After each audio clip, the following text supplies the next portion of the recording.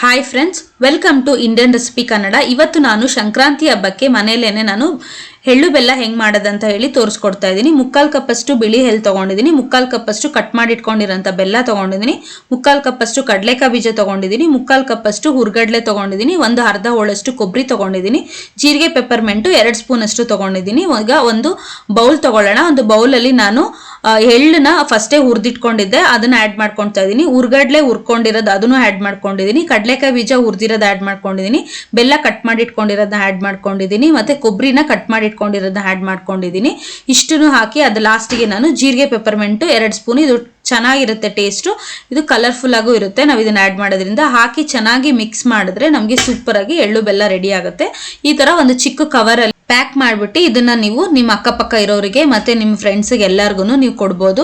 ಎಲ್ಲರಿಗೂ happy Sankranti to all. Thank you.